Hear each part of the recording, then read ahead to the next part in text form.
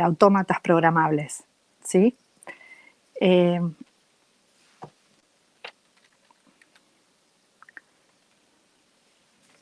Para introducirles el tema un poco, acá un gráfico que viene ya de implementación cableada, uno de los objetivos del modelado es obtener la información necesaria para tomar decisiones correctas por medio de las cuales el sistema real, o sea, la planta, puede ser debidamente regulado o controlado hacia el objetivo deseado.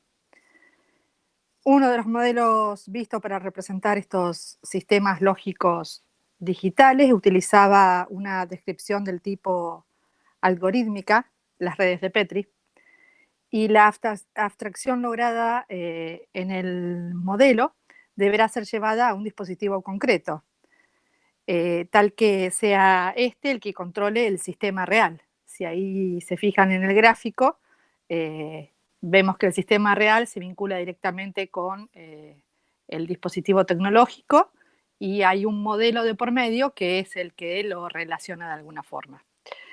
Ese modelo sintetiza en un dispositivo electrónico y ahí vemos 4 formas: la síntesis cableada, que es la implementación cableada que vimos la semana pasada, que son elementos de baja escala de integración, son compuertas y flip-flop. Luego está la síntesis programada en PLC, que es la que vamos a ver ahora. Después tenemos síntesis con memorias o matrices lógicas, que son los dispositivos lógicos programables, que estos ya son elementos de gran escala de integración. Y los últimos son los elementos que corresponden a una muy gran escala de integración, que son los arreglos lógicos de puertas programables en campo con las llamadas FPGA.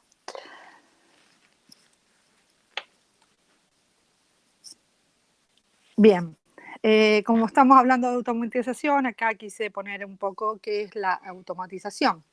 Es el procedimiento por el cual un sistema trabaja óptimamente sin intervención del ser humano de acuerdo a un diseño. Los actuales sistemas de automatización industrial pueden considerarse como herederos de los autómatas mecánicos del pasado, ¿sí? Porque lo que están haciendo es reemplazar a lo del pasado. La automatización se consideraba como un concepto nuevo y revolucionario. ¿Por qué automatizar? Ahí escribí algunas de las causas, algunas de los motivos por los cuales. Evitar tareas tediosas para el ser humano. Se dificultaba mucho la búsqueda de averías, ¿sí?, en los procesos. Abaratar costos de producción. Conexión entre cientos o miles de relés, ¿sí?, un enorme esfuerzo de diseño y de mantenimiento había ahí. Incrementar la calidad de productos, ¿sí? Y cuando se cambiaba un proceso de producción, cambiaba también el sistema de control. Estas fueron algunas de los motivos, ¿sí?, de por qué automatizar.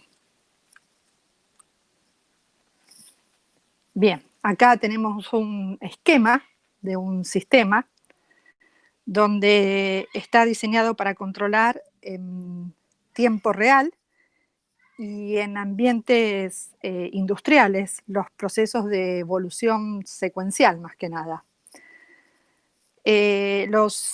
Acá vemos en este gráfico que tenemos el control de donde salen los actuadores, que son las acciones sobre el proceso, ¿sí? Los actuadores van a funcionar sobre el proceso, son las salidas del control, y los sensores dan información del proceso y son las entradas a nuestro sistema del control. Y el IHM, que también es conocido como HMI, es el punto de acción en que un hombre entra en contacto con una máquina o sistema.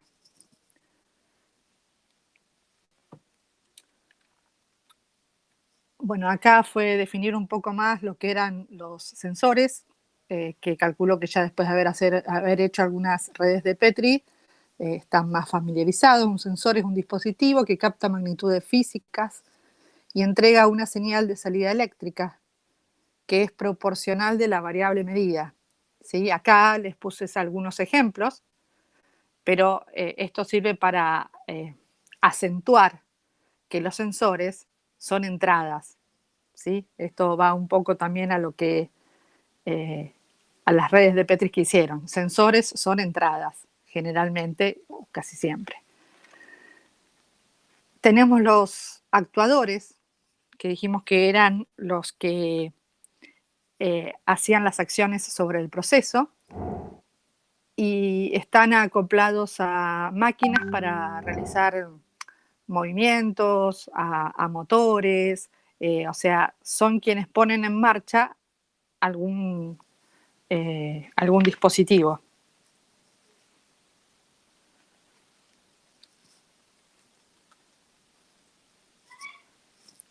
Bueno, acá ya vamos entrando a propiamente lo que es el PLC.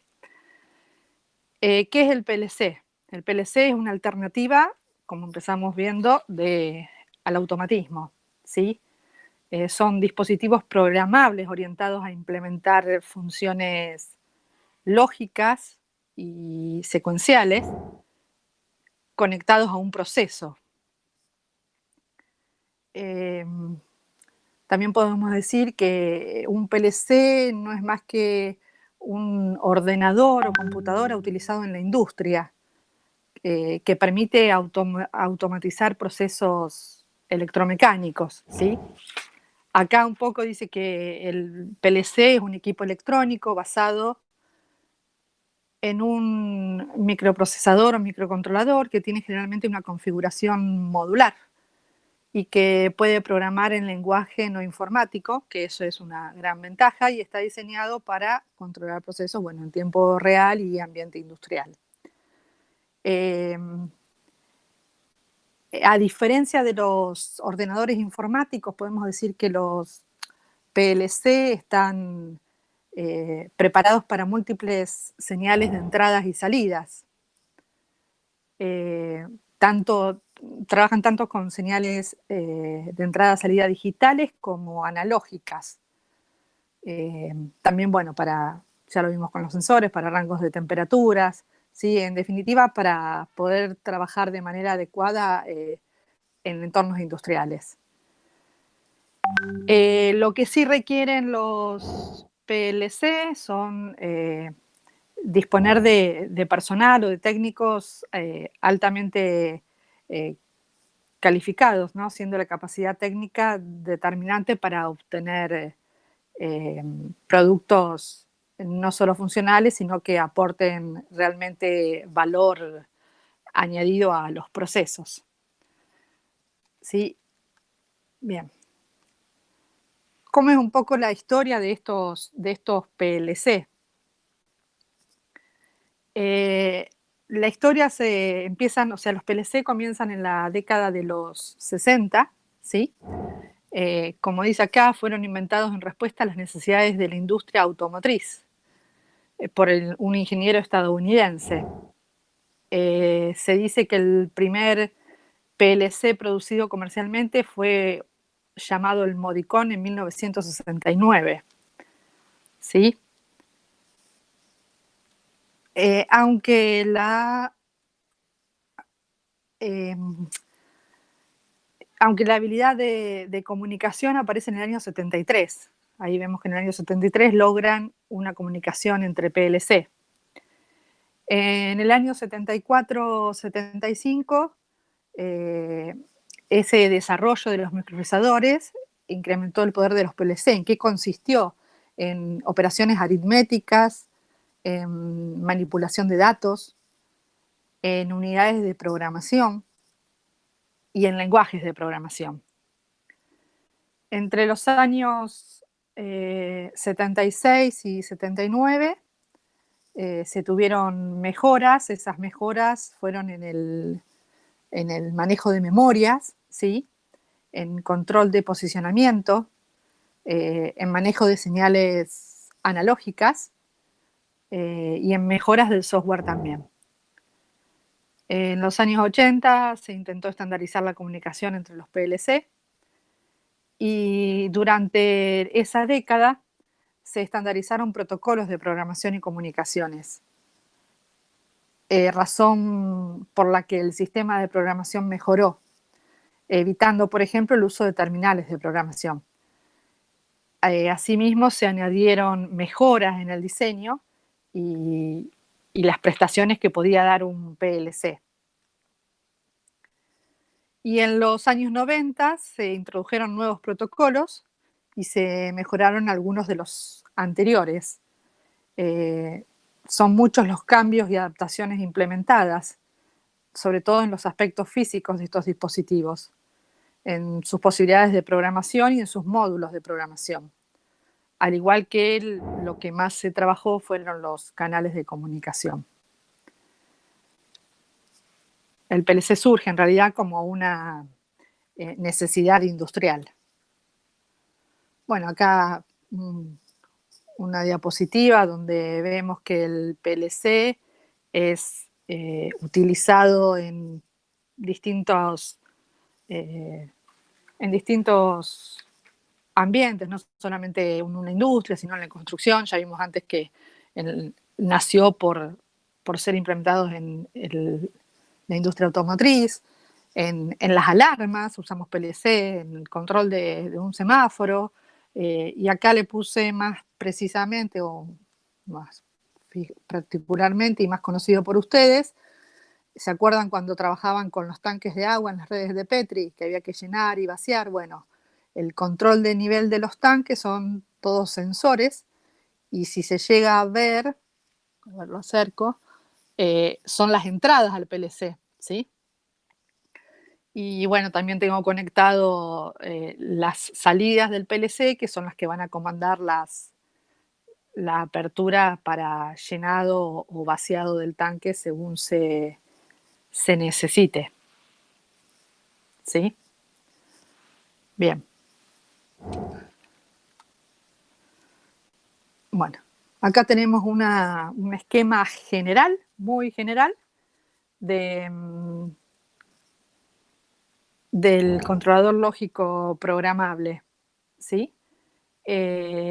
Vemos que otra definición, son todas muy parecidas, lógicamente es un aparato digital electrónico con una memoria programable para el almacenamiento de instrucciones que permite la implementación de funciones específicas, tales como lógica, secuencias, temporizados, conteos, aritméticas, con el objeto de controlar máquinas y procesos.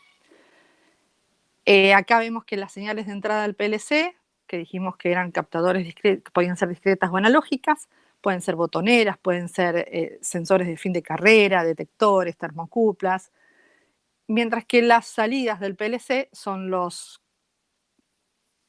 controles para las válvulas, pistones, contactores, etc. Bien, ¿cuáles son las características fundamentales de los PLC?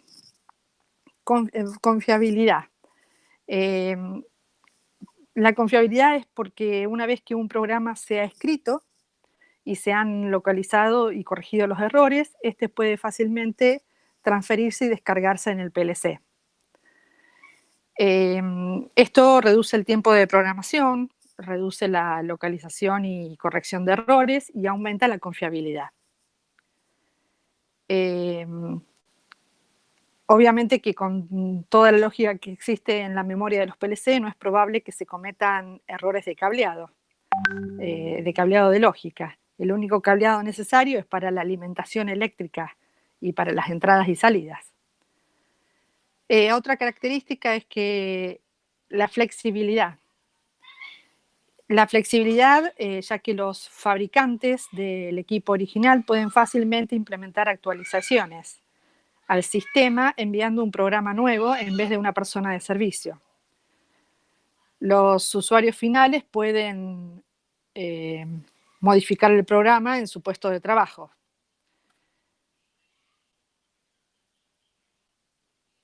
Pues sí, está bien, pueden modificar el programa en su puesto de trabajo. Las funciones avanzadas que que son como características es que pueden ejecutar una amplia variedad de tareas de control, desde una sola acción repetitiva hasta el control complejo de datos. Y la estandarización de los PLC abre muchas puertas a los diseñadores y simplifica el trabajo para el personal de mantenimiento. En cuanto a las comunicaciones, la comunicación con interfaces de operador, otros PLC o computadoras, facilita la recolección de datos y el intercambio de información. Otra característica es la velocidad. La velocidad en el procesamiento de datos aumenta considerablemente el número de operaciones. Muchas aplicaciones de automatización requieren de la capacidad de respuesta rápida de un PLC. Y la última que consideré acá, porque obviamente que sigue teniendo muchas características, es la capacidad el diagnóstico, que es la capacidad de localización y corrección de problemas de los dispositivos de programación. Y los diagnósticos que residen en el PLC permiten a los usuarios localizar y corregir los problemas de software y hardware según la calidad del sistema. Bien, ahora ya vamos más a ver los bloques que forman específicamente un PLC. Si bien seguimos teniendo externamente, en celeste vemos al programador, ¿sí? Después tenemos en verde lo que serían las entradas, los sensores, y las salidas, los actuadores. Propio del PLC tenemos el bloque de la fuente de poder o fuente de alimentación, que obviamente es la que brinda la energía eléctrica. Tenemos la CPU, que es la unidad de procesamiento central, que es la encargada de la decodificación según sea la programación del dispositivo, y también es la que permite que el equipo funcione como una computadora, ¿sí? Son todos bloques también que tiene una computadora. Después tenemos la memoria de trabajo, la memoria de programa y circuitos obviamente de entrada y circuitos de salida para adecuar las entradas de los sensores y las salidas al manejo de los motores.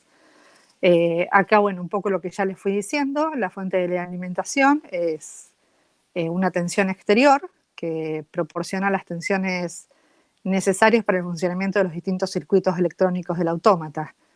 También tiene una batería, ¿sí?, para mantener el programa y algunos datos en la memoria. Es la famosa pila de las computadoras, en caso de que hubiese un corte de tensión. Y bueno, la consola de programación es el lugar mediante el cual se programa a ese PLC. Los periféricos, también conocidos en el área de computación, son las unidades que están en la periferia, alrededor, son aquellos elementos auxiliares, físicamente independientes del autómata, por el nombre, que se unen al mismo mediante interfaces para realizar una función específica y que amplían su campo de aplicación. No intervienen directamente ni en la elaboración ni en la ejecución del programa porque son externos, ¿sí? Unos ejemplos de periféricos ahí les pone como el visualizador de mensajes, las impresoras, los lectores de barra, etc. Bien. Acá vemos la arquitectura interna ya del PLC, como veníamos viendo. Con un bus interno vemos las interfaces tanto de entrada como de salida, la unidad central a la cual están conectados, vinculados estrechamente las memorias de imagen de las entradas y salidas, ¿sí? Ya vamos a ver qué es esa memoria de imagen de entradas y salidas. La memoria de datos, y también cuenta con temporizadores, contadores, ¿sí? La memoria del programa y, bueno, después lo que ya vimos antes, la fuente de alimentación y la batería. En los bloques de entrada y salida vemos que, bueno, en los bloques de entrada lo que hace es adaptar y codificar de forma comprensible para la CPU las señales procedentes de los dispositivos de entrada.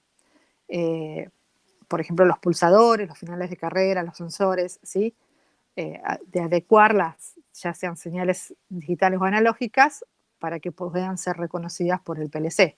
La misión, bueno, es proteger un poco los circuitos internos del autómata y proporciona una separación eléctrica entre esta y los sensores. En el bloque de salida es a la inversa, decodifica las señales procedentes de la CPU, las amplifica y las envía a los dispositivos de salida para ejecutar lo que corresponda como el encendido de una lámpara, el arranque de un motor, la apertura de una válvula, etc. Ahora vamos a ver un poco la clasificación de los PLC. Vamos a ver dos clasificaciones. Acá vemos una clasificación del PLC que puede ser compacto o modular. Acá les estoy mostrando el compacto, que es un solo bloque, donde en ese bloque se encuentra todo lo que vimos hasta ahora. O sea, en ese bloque tenemos la CPU, tenemos la fuente de alimentación, las entradas y las salidas, los puertos de comunicación. La mayoría de los PLC tiene un puerto serie y tiene también puerto el USB y el puerto.com. Se utiliza cuando el proceso a controlar no es demasiado complejo, este tipo de PLC, y no requiera de un gran número de entradas y salidas. Generalmente estos PLC, este módulo, suele tener más cantidad de entradas que salidas.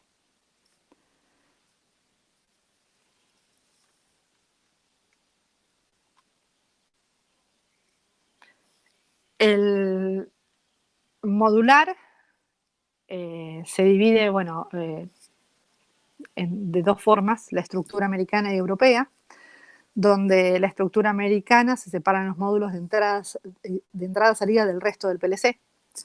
Es decir, que en el PLC me quedan varios módulos juntos, mientras que la europea tiene todo separado.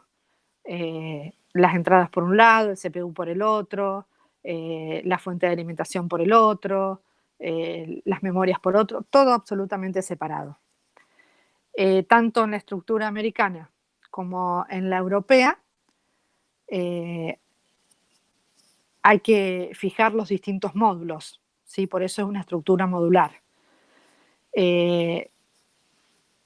Ahora más adelante vamos a ver un ejemplo de cómo se ubican. Pero acá mismo pueden ver en ese gráfico que son como rectángulos verticales donde cada uno tiene una función distinta. En la estructura del PLC compacto, visto más de cerca, vemos que supuestamente las especies de botoncitos o de tornillos que tiene ahí arriba son los terminales de conexión de entrada, ¿sí? Algunos PLC tienen unas palanquitas para las entradas, sobre todo los de simulación, y en el visor que tienen un LED para cada una de las entradas y lo mismo para cada salida. También tenemos los indicadores de en qué estado está el PLC, si está en modo parado o en modo de correr. Muestra los puertos de conexión, ¿sí? Algunas memorias. Y bueno, la idea es que ustedes lo puedan observar cuando hagan el práctico esto. En la estructura del PLC modular, vemos que es una especie de un rack, como una cajita, donde se van metiendo por separados como si fuese una placa, ¿sí? Las tarjetas de entrada, de salida, de comunicación, el CPU, ¿sí? Es un funcionamiento parcial del sistema frente a averías localizadas, las estructuras modulares, y es más fácil su reparación, porque lo único que se hace es sustituir esos módulos.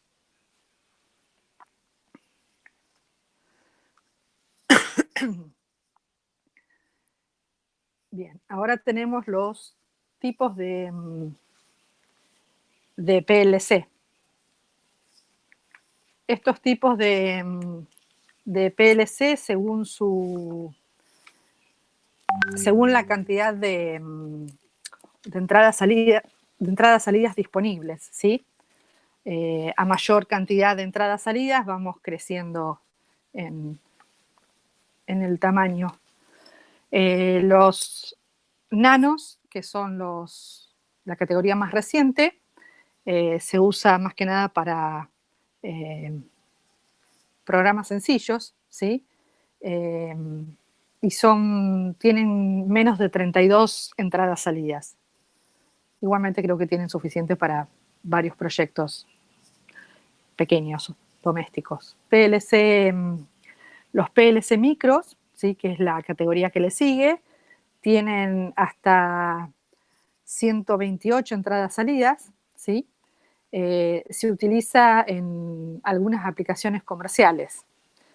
Estos equipos ya incluyen cierta capacidad de comunicación para crear una interfaz entre las máquinas donde están instalados y los sistemas de supervisión, los PLC micros.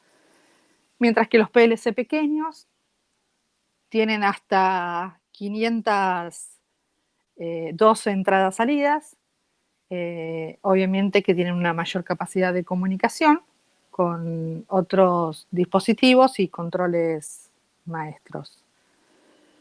Los PLC medianos cuentan con hasta 1024 entradas-salidas y esta categoría tiene una gran capacidad de comunicación para integrarse a redes de control de gran tamaño. Si se fijan, además de las entradas y salidas, lo que va aumentando en cada uno de ellos son la capacidad de comunicación que tienen.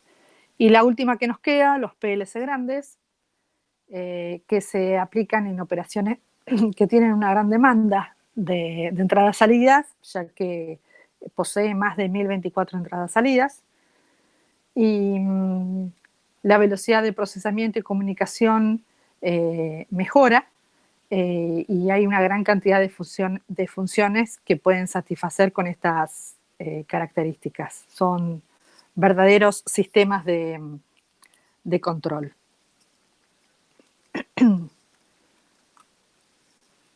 Bien, ¿cuáles son algunas funciones del PLC? Las funciones que puede realizar un PLC son reemplazar sistemas de control, reemplazar timer y contadores de electromecánicos, reemplazar controladores analógicos, ¿sí? También realiza operaciones de comparación y operaciones matemáticas complejas, realiza diagnósticos de fallas, también realiza un manejo de la información y autodiagnóstico de hardware. Monitorea y supervisa los procesos y también otra función es el control de alarmas. Las funciones también que realiza un PLC, independientemente para qué, es la lectura de señales y elabora y envía las acciones a los elementos. O sea, eso independientemente de qué es lo que quiera que haga, que cumpla.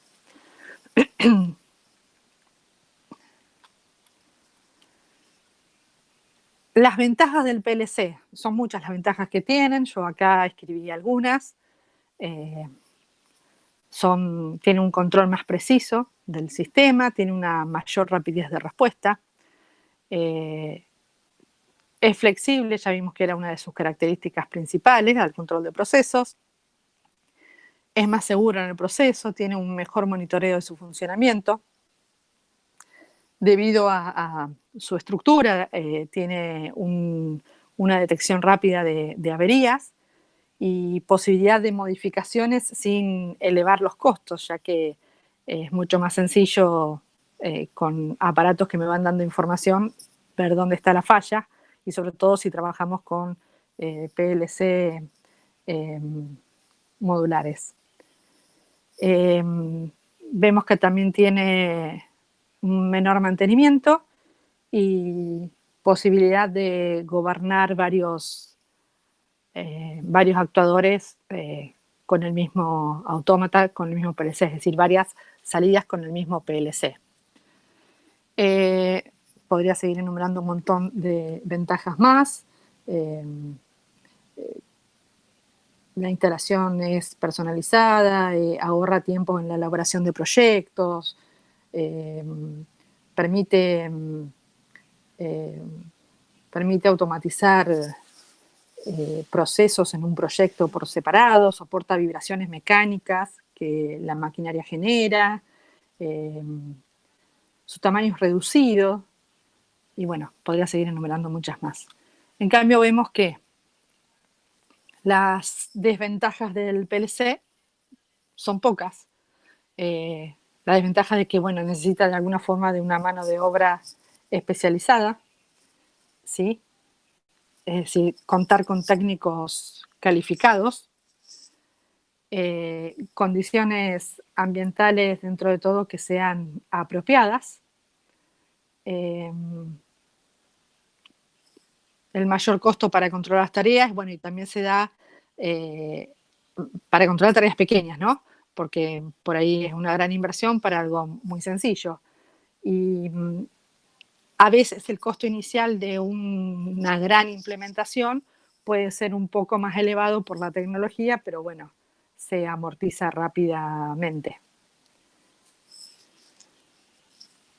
Bien, a la hora de tener que seleccionar un PLC, ¿qué deberíamos tener en cuenta?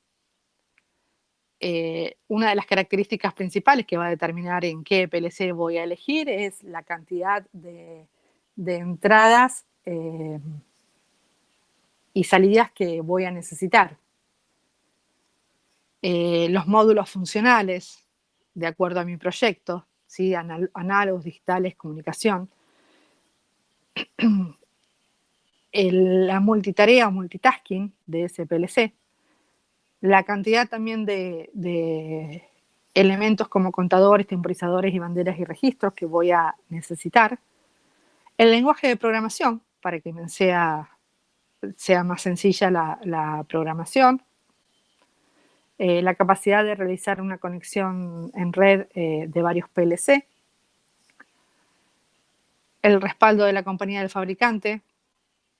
Y bueno, y la compatibilidad con otros equipos de otras gamas. Bien. Habíamos visto que el PLC tenía una unidad central de proceso, y ahora vamos a ver cómo está constituida esa unidad central del proceso. Vemos, al igual que en las computadoras, que acá aparecen los bus de direcciones, bus de datos y bus de control. En este esquema, o sea, dentro del CPU, de la unidad central del proceso, nos aparece un acumulador, que es el que almacena el resultado de la última operación realizada por la ALU. La ALU, que es la unidad aritmético-lógica, obviamente que es la parte de la CPU donde se realizan los cálculos y las decisiones lógicas, ya sean combinaciones, sumas, comparaciones, etc.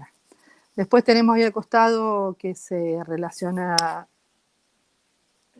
bidireccionalmente las banderas, las flags, que son los indicadores de resultados de operaciones de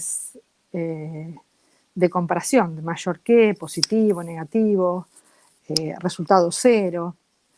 etcétera. El estado de estas banderas, obviamente, que puede ser consultado por el programa. Después vemos a la derecha el contador de programa, que es el direccionamiento de la memoria donde se encuentran las instrucciones del programa de control y del cual depende la secuencia de ejecución. Profe, ¿me podría explicar un poco que no se ve muy bien la letra? Lo que expliqué recién fue este Ahí está. sector de acá, Sí. el acumulador, que lo único que hace es guardar lo que sale de la ALU, ¿sí? Lo que sale de la ALU, que la ALU no es otra cosa que, dijimos, la unidad que hace las operaciones. Las banderas que me dan indicación de esas operaciones que hace la ALU, ¿sí? Los buses de direcciones de datos y de control. Lo otro importante, el reloj que tiene que tener para el sincronismo que pueda existir. Y bueno, lo que dije recién, el contador de programa, al igual que en todo.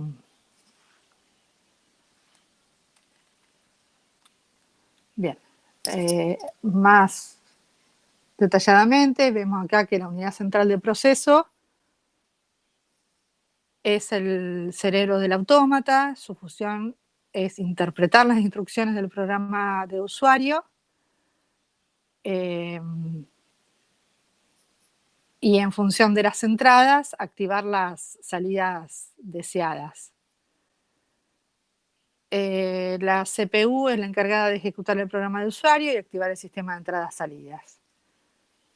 Y bueno, la CPU ejecuta también obviamente el programa que reside en la memoria y adquiere las instrucciones una a una. Al igual que en las computadoras, los PLC tienen memorias. Las más conocidas son la memoria RAM y la memoria ROM. La memoria RAM es la memoria de acceso aleatorio, memoria de lectura-escritura, que puede realizar ambos procesos, por procedimientos eléctricos, y al faltarle la alimentación, esta memoria pierde toda su información. Por eso se dice que es volátil.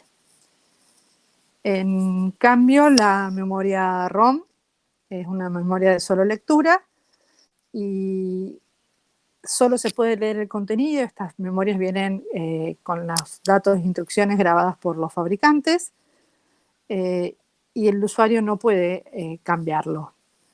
Aunque se corte la energía, estas memorias, las ROM, mantienen su contenido. Por eso son no volátiles.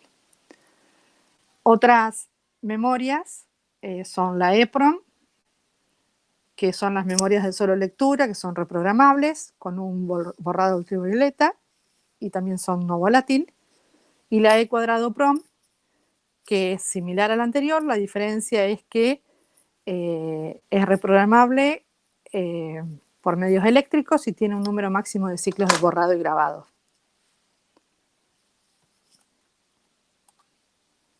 Bien, como conclusión de todo, digamos, la parte teórica, podemos decir que el PLC es un aparato electrónico de bajo mantenimiento y fácil uso, operado digitalmente, que usa una memoria programable para el almacenamiento interno de instrucciones, las cuales implementan funciones específicas, tales como lógicas, secuenciales, temporización, para controlar a través de módulos de entradas-salidas digitales o analógicos, varios tipos de máquinas o procesos. Bien, ahora vamos a la parte que más nos puede interesar, que es cómo programar un PLC. Programar un PLC implica generar un conjunto de instrucciones y de órdenes que provocarán la ejecución de una tarea determinada. También dice ahí que es un programa, es una respuesta predeterminada a todas las combinaciones posibles de los estados de la información que recibe. Y la programación en PLC se compone de diversas fases, ¿sí? Es una programación secuencial. ¿Cuáles son esas fases que vamos a tener en cuenta cuando tengamos que hacer un programa para el PLC. Son 5. La primera, que es la definición y análisis del problema, que no es otra cosa que identificar cuál es la necesidad que queremos resolver a través del PLC. Es decir, qué resultado nos debe proporcionar el sistema, qué datos o información nos hacen falta para poder determinar la respuesta del proceso. Eso es la definición y análisis. La definición de la arquitectura del automatismo es definir el hardware. Una vez que sepamos cuál es la información o los procesos que necesitamos monitorizar, veremos cuáles son las entradas para que pueda recibir los datos que se recogen a través de sensores. Se definen también las salidas a través de las cuales se van a activar los procesos. Este es un dato importante para también la elección del PLC. El diseño de los algoritmos, que un algoritmo en todos lados consiste en una secuencia de pasos requeridos para ejecutar una tarea, y así se va a diseñar el método para la toma de decisiones. La programación de un código con todos los procesos definidos, vamos a redactar las órdenes que nos permitirán comunicarnos con el PLC, y para ello se emplean lenguajes de programación. Y el último punto, la depuración, test y verificación del programa. Esta última fase implica una serie de tareas orientadas a comprobar el correcto funcionamiento del programa, ¿no? Y se detectan posibles errores de la comunicación y se hacen las correcciones oportunas para garantizar una óptima ejecución.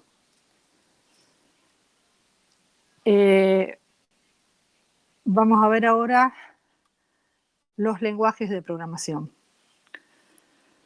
Los lenguajes de programación, para realizar un proyecto se debe conocer las formas de lenguaje que entiende el entorno de aplicación. Los PLC ofrecen numerosos tipos de operaciones que permiten solucionar una gran variedad de tareas de automatización. Y los lenguajes de programación del PLC se componen de una serie de símbolos, caracteres y reglas de uso que fueron diseñados para poder establecer una comunicación de los usuarios con estas máquinas. Es el código mediante el cual somos capaces de crear un programa con instrucciones para controlar el funcionamiento de cualquier proceso o máquina industrial. Acá en los lenguajes,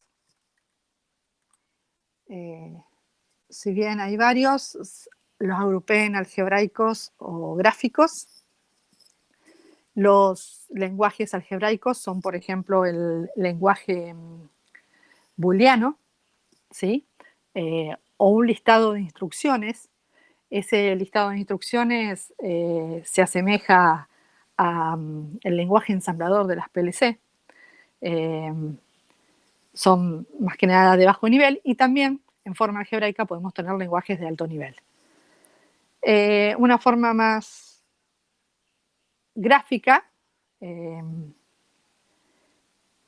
que tienen son mediante diagramas de contactos, que son el esquema ladder, que es con el cual vamos a trabajar, ¿sí? Es un lenguaje gráfico. Se conoce también como diagrama de escalera, ya que su estructura recuerda a la de una escalera.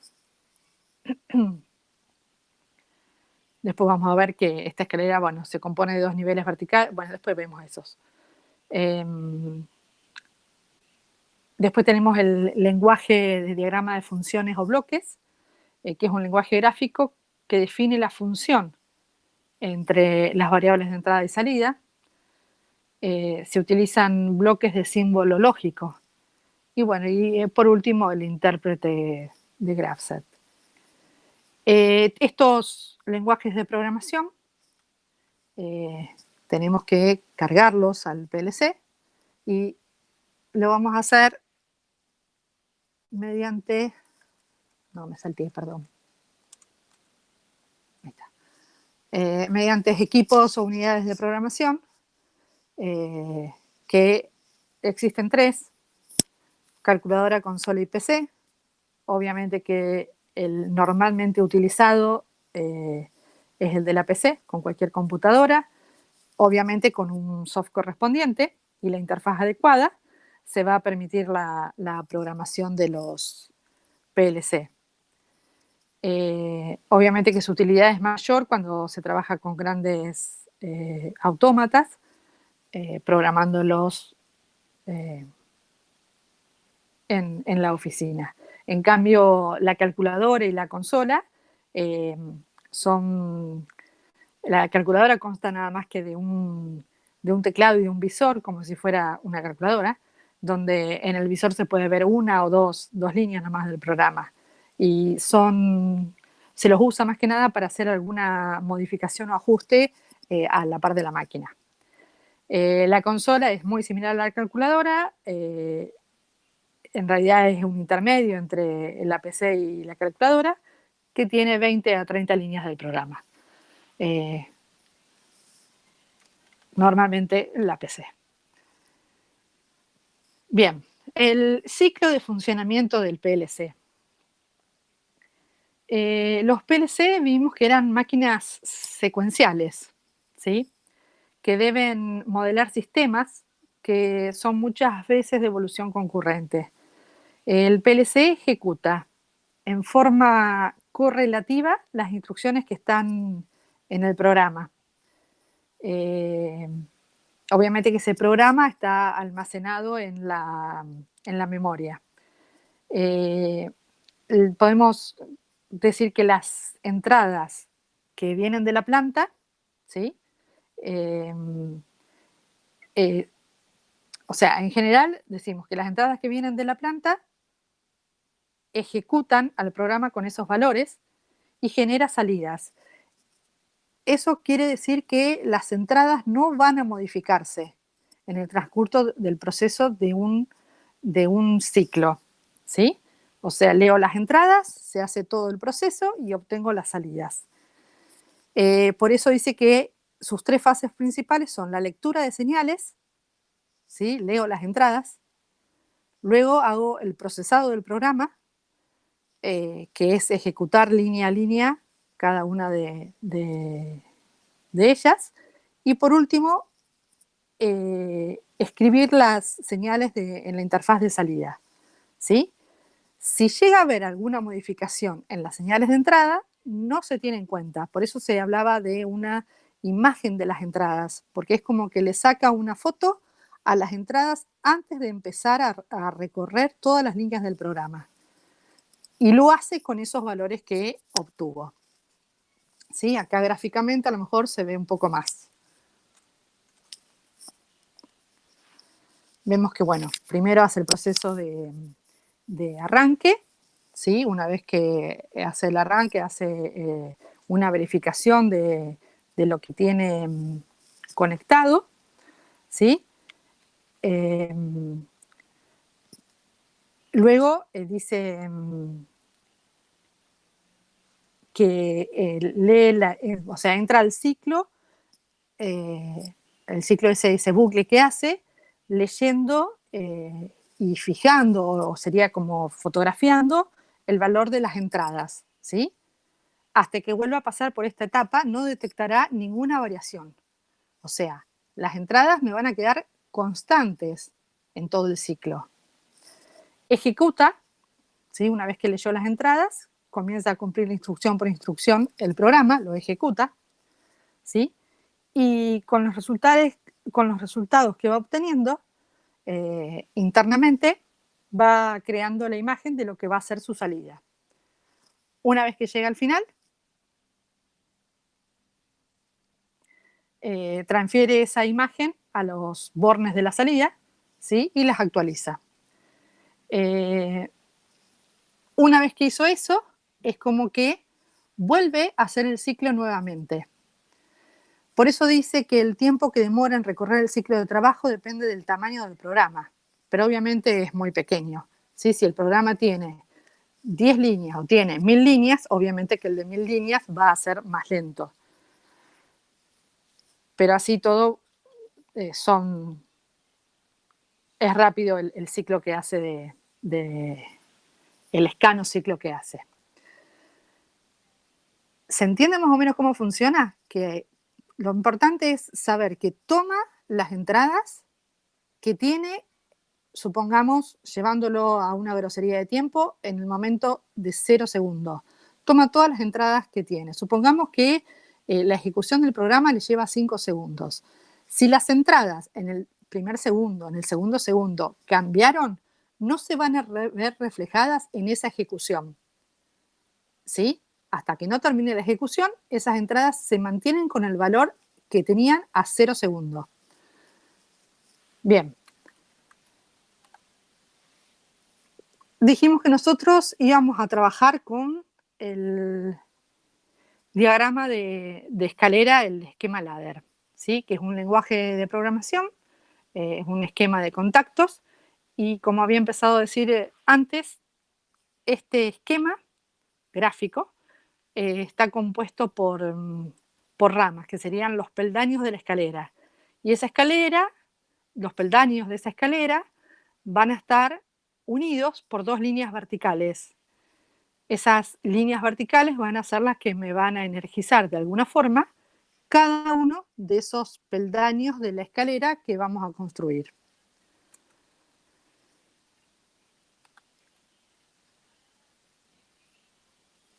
Bien, las instrucciones lógicas, las instrucciones de entrada, con las que vamos a trabajar.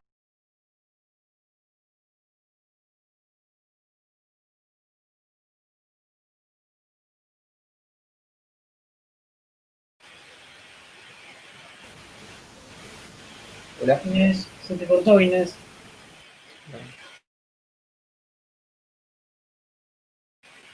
Profe, ¿puedo hacer una consulta mientras de lo que había comentado la profe recién?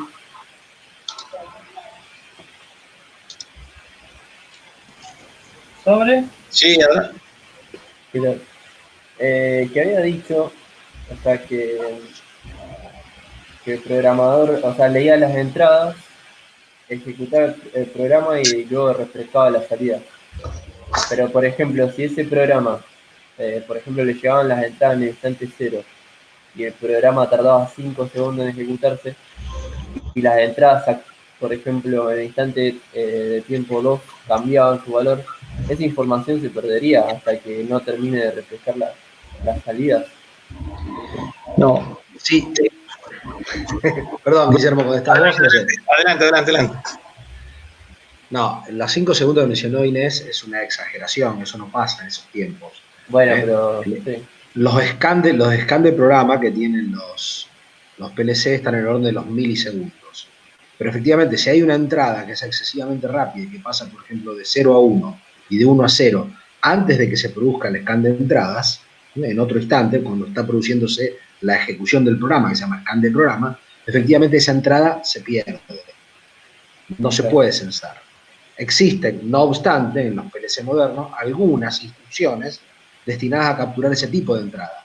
Pero en general, en la programación normal, uno trata de evitar el uso de esas instrucciones, dado que la filosofía de uso del PLC garantiza su seguridad, o sea, los PLC son elementos extremadamente confiables, y esa confiabilidad se está basada, básicamente, en que justamente permiten, digamos, un ciclo de trabajo por etapas, donde se adquieren las entradas, se ejecuta el programa y se emiten las salidas.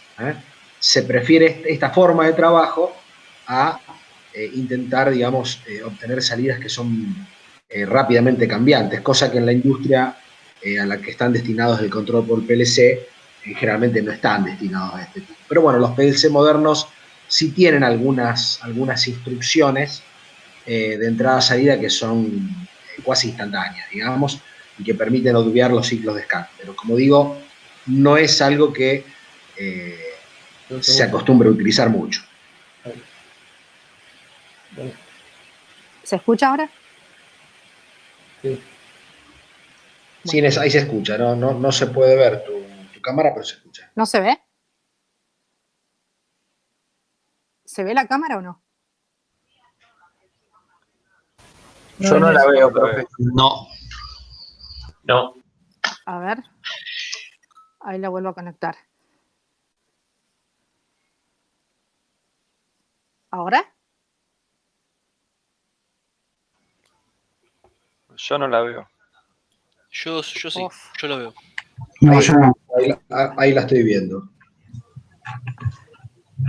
En todo caso, aquellos que no la pueden ver pueden descargar la página. Bueno, igualmente esto lo vamos a seguir repitiendo ahora después, cuando terminemos la presentación, con la práctica, ¿sí? Estábamos con las instrucciones de entrada, que dije que no eran las únicas que existen, son los que le estoy mostrando acá, es un contacto normal abierto, que se representa con doble barra, que sería una llave abierta, y el contacto normal cerrado, que es la doble barra tachado, ¿sí? Con una línea que lo cruza, que se lo considera cerrado. Y como salida, vamos a trabajar con una bobina, ¿sí?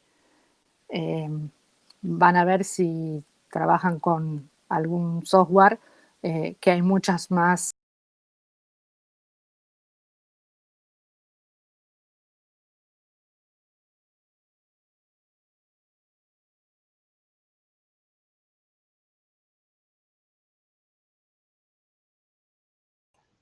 ¿Se cortó de nuevo? Sí, Sí, parece que sí. Vamos a ver.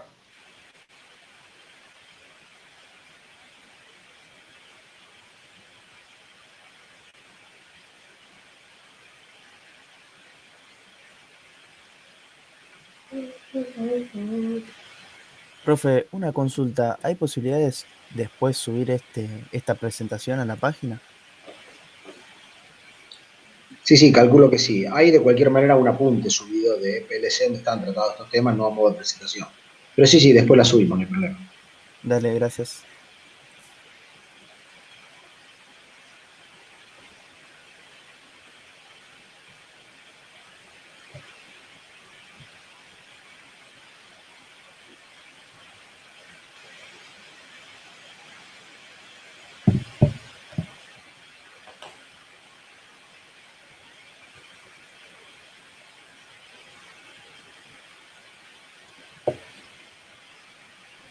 Hola. ¿Se escucha ahora de nuevo? Sí, profe. No sé qué pasa, chicos, disculpen. Ahí vuelvo a poner la imagen.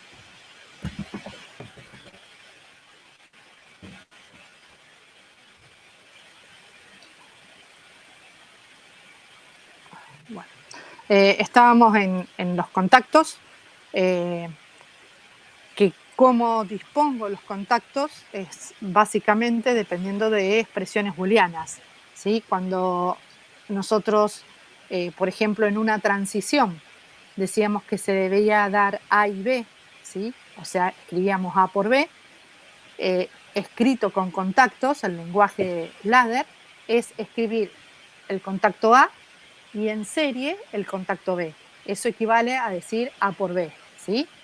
Si yo tuviese conectada una lámpara, como es el circuito que tienen ahí abajo cerrado, lo que estoy haciendo cuando A vale 1 y cuando B vale 1 es cerrarlo y por lo tanto la lámpara se enciende, ¿sí? Así como tengo A por B, también voy a tener A más B. A más B, ¿qué quiere decir?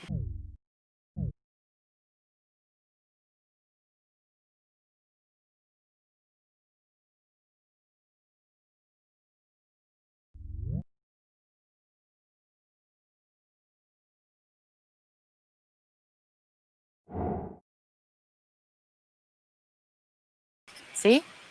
O sea, resumiendo, cuando tengo A por B, son dos contactos en serie, ¿sí? Si tuviese A por B negado, solo que el segundo sería un contacto normal cerrado.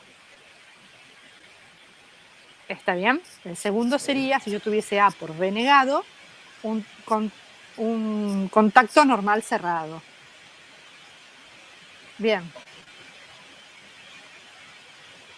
En los otro ejemplo, acá vemos claramente, acá la línea vertical que les decía, con el signo más, del otro lado la línea vertical con el signo menos, y lo único que tengo dibujado ahí es un peldaño, un solo escalón de este esquema ladder, ¿sí? La particularidad que tiene cada uno de estos escalones del esquema ladder es que a la izquierda tenemos todas las entradas y a la derecha tenemos la salida. Fíjense que yo dije, a la izquierda tenemos las entradas y a la derecha la salida. Por cada peldaño voy a tener una sola salida, ¿sí? Y entradas obviamente que pueden ser muchas. En este caso es un peldaño que booleanamente es A más B, entre paréntesis, porque yo puedo cerrar este circuito tanto por el contacto de arriba como por el contacto de abajo, ¿sí? Y luego tiene que darse C en 1 y D en 0 para que esto energice la salida que tengo a la derecha. Si alguno de esos sensores no está activado, no está con el valor correspondiente, la salida va a valer 0. ¿Está bien? Abajo tienen hecho el dibujo en forma de circuito. Bien, no para el papel, pero sí para que tengan idea, las entradas, las salidas, se identifican con una letra para saber de qué se trata. La I, en algunos software es la entrada, la O es salida, y luego tienen dos números, 0.1. El primer 0 generalmente hace referencia a qué módulo del PLC corresponde esta entrada. Y el segundo número, el que está detrás del punto, hace referencia a cuál de las entradas, en este caso porque es I, a cuál de las entradas de ese módulo corresponde. ¿Sí? Es decir, si yo tengo I 0.1, como dice ahí, significa que es una entrada que corresponde al primer módulo, al módulo original, al módulo principal, y de ese módulo principal corresponde a la entrada 1. Si yo tuviese I 3.2, significa que el 3 corresponde al tercer módulo de entrada, ¿sí? Yo puedo agregar módulos, y el 2 corresponde a la segunda entrada de ese módulo 3. ¿Sí? Bien, esto a título informativo. Y también acá, a título informativo, ven cómo queda escrita una escalera con algún software, donde vemos que las ramas están separadas. Cuando utilizan un software, generalmente esa barra por donde se cierra no aparece gráficamente, ¿sí? En los papeles sí la hacemos. Sí tenemos a la izquierda las entradas, a la derecha las salidas, y actualmente no todos los software necesitan de que al final del programa se ponga una instrucción de finalización. Antiguamente, si uno no ponía esa instrucción de finalización, daba error. Bien. Otros elementos que, si bien no vamos a utilizar en la parte práctica de papel, probablemente sí la utilicemos en la laboratorio. ¿Se acuerdan que había dicho que además de los bloques fundamentales del PLC, también contaba con temporizadores, contadores, registros de desplazamiento, etcétera? ¿Sí? Donde estos son bloques, es como que ya viene el bloque armado que cumple una determinada función. Lo que probablemente necesiten utilizar sean los temporizadores. Hay varios tipos de temporizador. El más fácil, el que vamos a utilizar, va a ser el retardo a la conexión. El retardo a la conexión tiene un comportamiento similar al que ustedes estaban trabajando los temporizadores en las redes de Petri. ¿Se acuerdan que lo levantaba con una señal y transcurrido el tiempo me generaba una señal que había llegado, la FT? ¿Recuerdan? Bueno, acá ese comportamiento lo refleja este bloque, al cual obviamente nosotros tenemos que darle cuánto quiero que cuente, cuánto quiero que contabilice el tiempo. Por eso tengo temporizadores con distintas bases de 10 milisegundos, de 100 milisegundos. Voy a elegir el que más me convenga y teniendo en cuenta la base le pondré el valor a la entrada para que logre el tiempo que estoy necesitando, ¿sí? Y obviamente que la entrada in de este temporizador será la entrada que le diga que empiece a contar, la famosa CT que utilizaban ustedes en las redes de Petri. Bien. Básicamente, cuando ustedes trabajen en papel, el esquema ladder tiene 4 pasos. Esto fue después de varios estudios que vieron que de hacerlo de otra forma, lo que podía producir errores, ¿sí? De esta forma mecánica se garantiza de que funcione correctamente. Esto es para pasar de una red de Petri a un esquema ladder. Vieron que en las redes de Petri ustedes tenían un marcado inicial de algún lugar. Bien, ese marcado inicial acá solamente se va a ver reflejado con un cartel, un letrero que dice marcado inicial. Cuando utilicen el laboratorio, ese marcado inicial tiene una instrucción, una SM, pero lo vamos a refrescar en el momento que lo usen, que hace que marque el lugar que yo quiero, ¿sí? Luego dice condiciones de disparo. Esas condiciones de disparo es qué se debería dar para que se marque un lugar, ¿sí? ¿Qué se debería dar para que se marque un lugar? Luego tengo el marcado y desmarcado de lugares, que no es otra cosa que fijar la marca en un lugar determinado, mantener esa marca, ¿sí? Mantener esa marca, recordarla, y cuando corresponda, quitar la marca de ese lugar. Y por último, indico todas las salidas juntas, ¿sí? En esto hay que tener cuidado en que si, por ejemplo, una salida se daba cuando yo tenía la marca en el lugar 1 y en el lugar 4, ¿se acuerdan que ustedes de alguna forma ponían que en cualquiera de los dos? Eso se debe hacer en una sola rama, en un solo peldaño. ¿Por qué? Porque este esquema ladder, al ejecutar escalón por escalón, va pisando, va borrando todo lo anterior. Entonces, si yo tengo en varios peldaños la salida S, con la única S que se va a quedar va a ser con la del último peldaño, ¿sí? Ahora, cuando veamos la práctica, todo esto lo vamos a volver a ver detenidamente. Bueno, y acá le puse algunas marcas que hay en el mercado de PLC, ¿sí? Varias.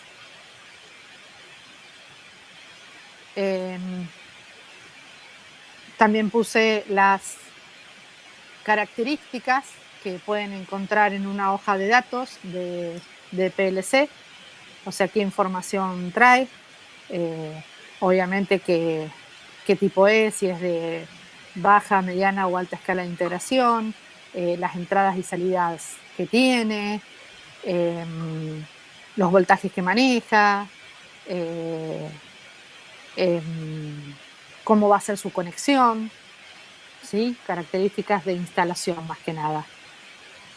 También tienen un cuadro de comparativo de esas características, porque los PLC podemos encontrar los mismos con distintas CPU, ¿sí?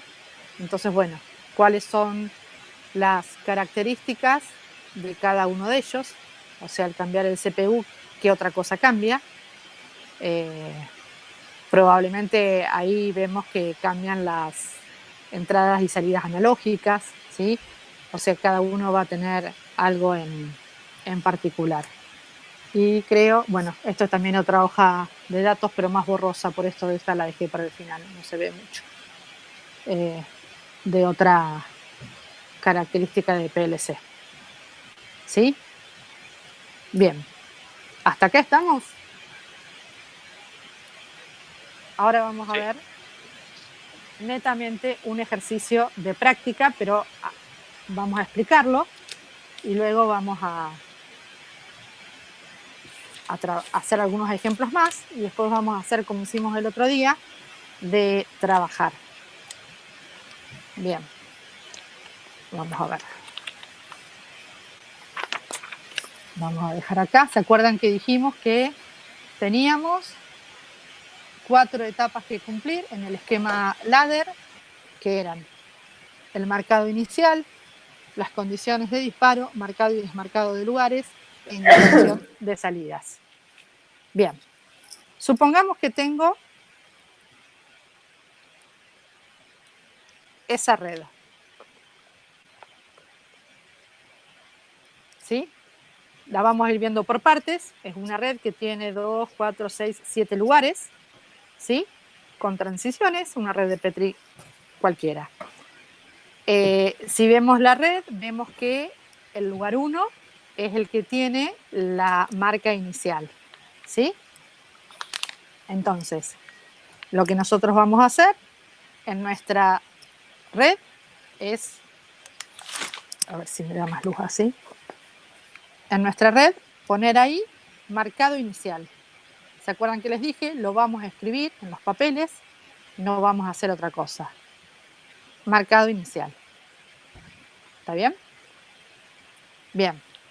Si se fijan, yo al lado de cada transición hay escrito una T o un alfa, se suele poner, entre paréntesis está. Ven que en la transición donde está A hay un T1. Otro podría tener un alfa 1 y también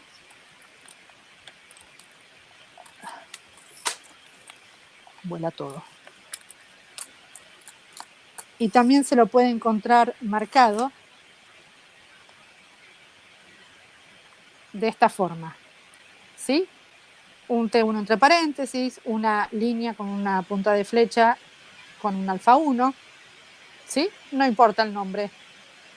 Bien, yo dije que tenía que hacer la condición de disparo y habíamos dicho que la condición de disparo no era otra cosa que saber qué tenía que ocurrir para que se pueda marcar el lugar 2. Si yo les pregunto a ustedes, ¿qué tiene que ocurrir para que el lugar 2 se pueda marcar? ¿Qué tiene que ocurrir? Tiene que darse A. ¿Y qué más aparte de darse A? Está bien lo que dijiste. Tiene el lugar La 1 marca del lugar. Bien. Es decir, que yo voy a tener que decir, fíjense, que se dé 1 y que se dé A. 1 era el lugar, A era la transición. ¿Está bien? Todo eso va a darme una salida auxiliar que la llamé alfa 1. ¿Está bien? Que es la transición, esa línea que marqué acá. La condición de disparo, alfa 1. ¿Está bien? También puede ser T1. Sí, también puede ser T1. Si querés ponerle J1, no importa la letra. ¿Está bien? Perfecto. Y una cosa más. ¿Sí? Pusiste 1A. Yo ahí en 1 vez por el lugar, para Claro. identificar este lugar. Y Sí, A, yo puedo poner cualquier cosa, digamos. Poner, si a supongamos este lo L1, llamaste, ¿cómo? poner L1 de lugar 1 y en el esquema poner L1 en vez de poner 1, Bueno, pero entonces acá a todos los lugares les vas a llamar L1. Claro. L1. Ahí Este está. lugar será L2. ¿Sí? Sí, Yo acá lo que está hecho es así como trabajamos en implementación cableada, los lugares están numerados nada más, con números identificados. Y las transiciones, con T de transición, como está en este caso, o con alfa también, o con J, o con la letra que vos quieras. Que no se te mezcle con alguna letra que sea de una transición o de una salida. Con eso, cuidado. gracias, profe. ¿Se entendió eso, no? Cualquier letra que no esté vinculada a mi red de Petri, porque ahí hago lío. Sí. Bien. Entonces, ¿queda claro cómo escribí el primer peldaño? ¿Sí? 1 por A, es decir, un contacto normal abierto 1 por un contacto normal abierto A, me da la bobina, el alfa 1 o T1. ¿Está bien? Bien.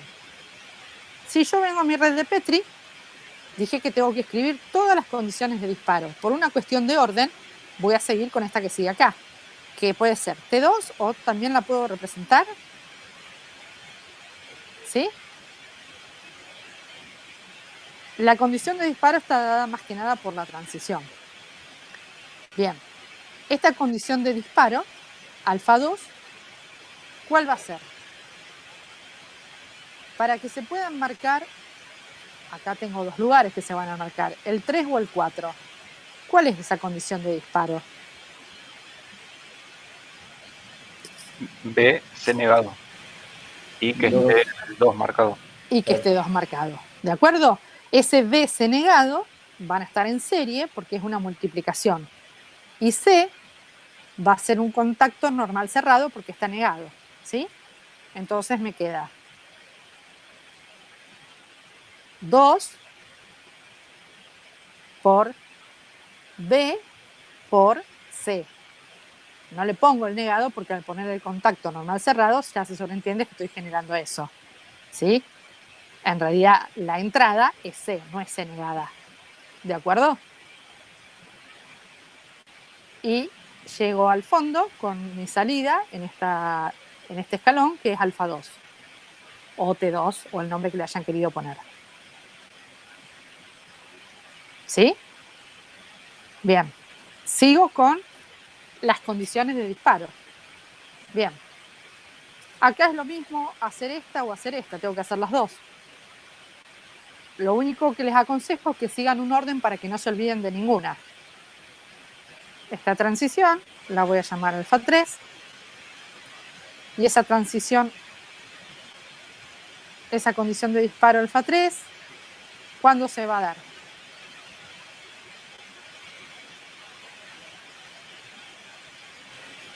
Este marcado 3 y denegado de ocurra. Exacto. Ese B negado para que ocurra no es otra cosa que un contacto normal cerrado. Ahí vemos 3 por B con un contacto normal cerrado y me da alfa 3. ¿Está bien? Bien. Seguimos. De este otro lado, hice la de la izquierda, ahora voy a la de la derecha, por una cuestión de orden nada más. Voy a escribir esta condición de disparo. Esta condición de disparo, ¿qué va a ser?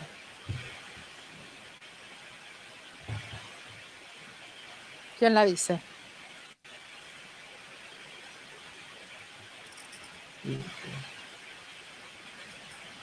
Que esté marcado el lugar 4 y Muy bien. D. Y D. Bien. O sea, las entradas van a ser un contacto normal abierto 4, en serie un contacto normal abierto D, y me van a dar la salida de alfa 4. ¿Está bien?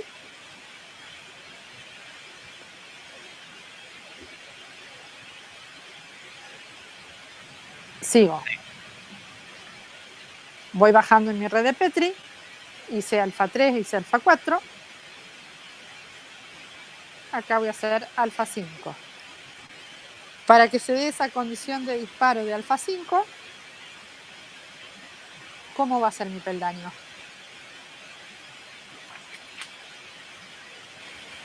Un paralelo de Un paralelo, disculpa, no te escuché. debería ser A más A y C en paralelo. Perfecto, ahí hice en paralelo porque hay un más. Bien, cualquiera de las dos que se dé. Serie con 5 y 6. ¿Y qué cosa con 5 y 6? En serie con 5, con la entrada 5, va, el lugar 5 en serie con el lugar. Perfecto. Tengo el contacto, es indistinto acá si yo pongo primero este paralelo y luego estos dos contactos, o estos dos contactos y luego el paralelo. Eso es indistinto, ¿sí? Tengo entonces el lugar 5 por el lugar 6 por A o C. ¿Sí? Cualquiera de las dos que se dé, se va a cerrar ese peldaño y voy a tener a alfa 5. ¿Está bien? El orden en que ubico los contactos no importa. Solo importa que estén todas las entradas juntas a la izquierda y la salida a la derecha. Bien, y nos queda una última, es esta de acá, que va hacia allá y vuelve al inicio, ¿sí? Pero el inicio ahora no me importa. ¿Qué me importa? Para poder escribir esta condición de disparo.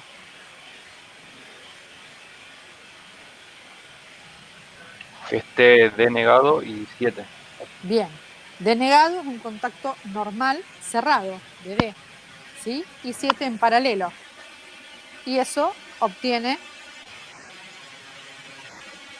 mi alfa 6 o T6. Y ahí, si se los alejo un poquito, ven que tengo las 6 condiciones de disparo. Una por cada transición. Tengo las 6 condiciones de disparo. Esos alfa, ¿sí? Que son las condiciones de disparo, no es otra cosa que una variable auxiliar, si quieren, una memoria interna. ¿Está bien?